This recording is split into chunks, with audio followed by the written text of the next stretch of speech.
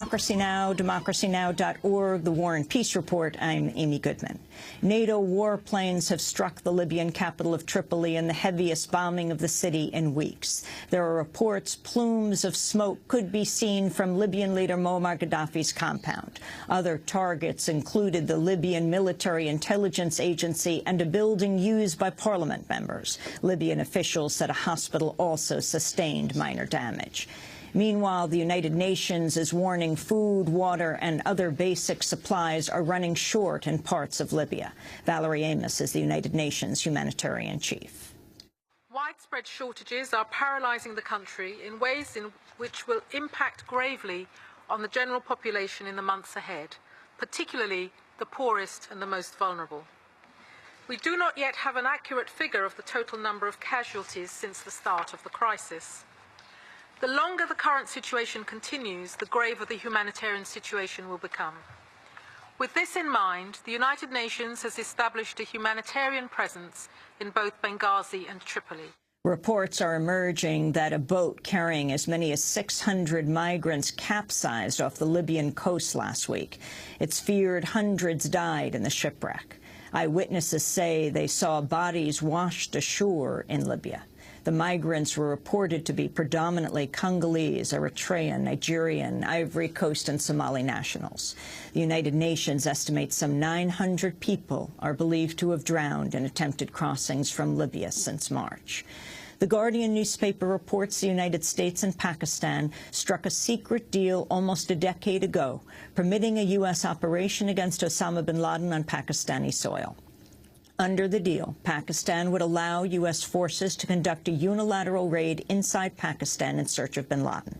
Afterwards, both sides agreed Pakistan would vociferously protest the incursion. On Monday, Pakistan's Prime Minister Gilani addressed the National Assembly for the first time since U.S. forces secretly entered Pakistan to kill bin Laden. Let no one draw any wrong conclusions. Any attack against Pakistan's strategic assets, whether overt or covert, will find a matching response.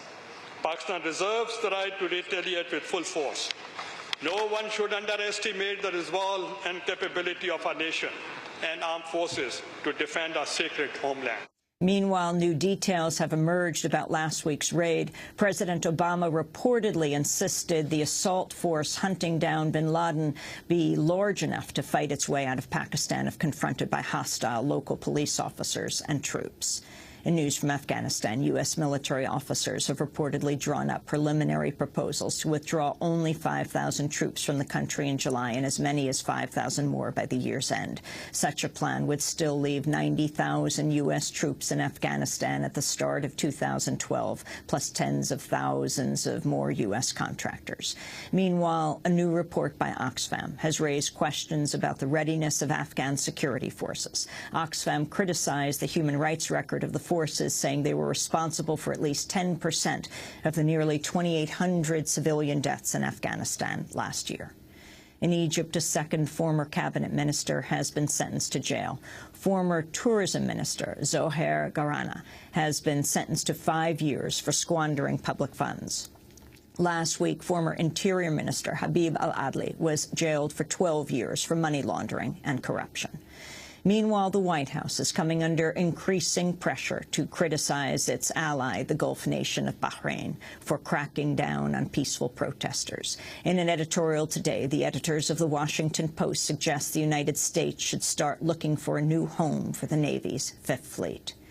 A Japanese newspaper has revealed Japan and the United States are considering constructing an underground nuclear waste storage complex in the Asian country of Mongolia. According to the report, Japan and the U.S. hope to promote nuclear power overseas, promising new contractors nuclear waste could be disposed at the complex. U.S. and Japanese officials have confirmed they've held discussions with Mongolia about nuclear waste management, but denied aspects of the report. The United States and Mongolia signed a memorandum of understanding on nuclear power in September of 2010.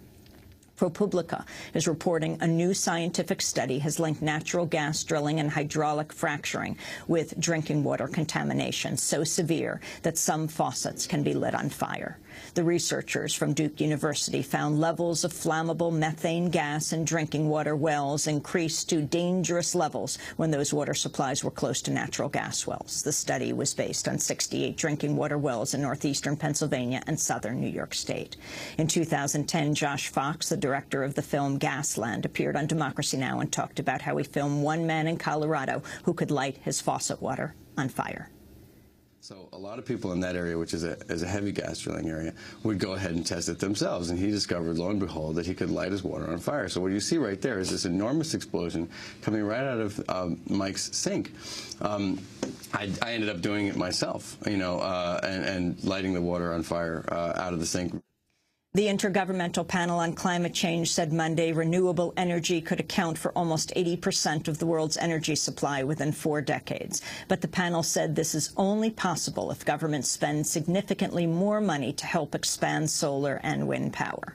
According to Greenpeace, the oil-rich states of Saudi Arabia and Qatar watered down the report's language on the cost benefits of renewables.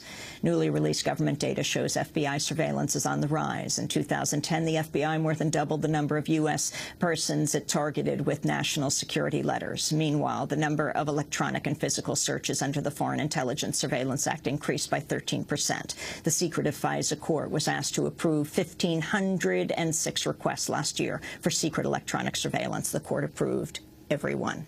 In business news, the Bloomberg News Agency has revealed the world's largest appliance manufacturer, Whirlpool, has managed to avoid paying federal income taxes for over the past 3 years. The company reported $18 billion in worldwide sales last year, but it received a tax benefit of $64 million from the federal government. Whirlpool's headquarters are in the cash-strapped city of Benton Harbor, Michigan, where the city's elected mayor and city commissioners were recently stripped of all power by an unelected emergency financial manager appointed by Michigan Governor Rick Snyder.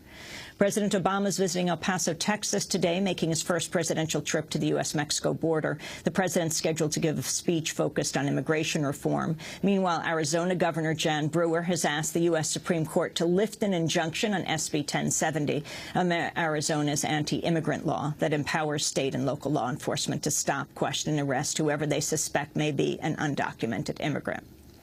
Former House Speaker Newt Gingrich is expected to announce his campaign for the Republican nomination for president on Wednesday. Some analysts have described him as the first high-profile Republican contender to officially enter the race. In other political news, Democratic Congressmember Dennis Kucinich of Ohio said Monday he may run for Congress in another state if he loses his Ohio seat to redistricting next year. There's some speculation Kucinich may run in Washington state, which will add a new congressional seat. And thousands of people in Memphis remain displaced as the city is suffering its worst flooding since 1937.